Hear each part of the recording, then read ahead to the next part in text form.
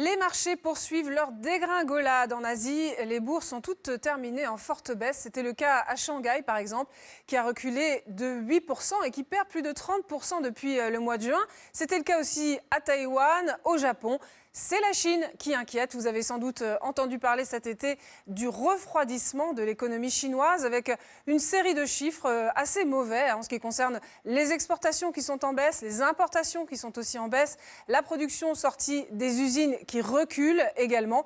Il y a un refroidissement sur l'économie chinoise qui fait que plus personne ne croit vraiment à l'objectif du gouvernement chinois qui est d'une croissance de 7% cette année. Certains économistes voient plutôt une croissance de l'ordre de 2 à 3%. Alors bien sûr, cela fait craindre une contraction de l'économie mondiale. Rappelons que la Chine, c'est un des moteurs de la croissance mondiale. Les autres pays émergents, par exemple, qui comptent, comme le Brésil, la Russie, sont eux entrés en récession. Donc il y a beaucoup d'inquiétudes sur la croissance américaine qui pourrait en pâtir. Évidemment, toutes ces économies sont intrinsèquement liées. Et puis sur la croissance en Europe, rappelons quand même qu'en France, au deuxième trimestre, on a appris au milieu de l'été qu'elle avait été nulle, 0% au deuxième trimestre. Et puis, il y a d'autres facteurs aussi qui pèsent sur les marchés. La baisse du pétrole, notamment. Alors, sur le papier, c'est une bonne nouvelle parce que ça fait baisser les carburants.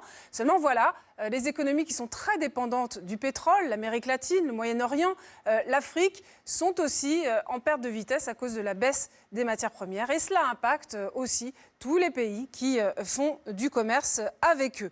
Il y a un autre défi de grande taille aussi, et ça s'est produit aussi cet été. La Chine qui a décidé de dévaluer sa monnaie, le yuan. C'est un peu un aveu de faiblesse. Ça veut dire qu'il n'y a plus que cette solution pour doper son économie. Du coup, les exportations chinoises deviennent moins chères. En revanche, ce que nous vendons aux Chinois, ça devient plus cher. Donc les entreprises européennes, soit elles vont voir leurs ventes en forte baisse, soit elles vont devoir baisser leurs prix et donc rogner sur leur marge. De quoi se poser des questions sur une reprise dont on nous dit qu'elle est là, qu'elle est toute proche, mais qui semble s'éloigner à grands pas.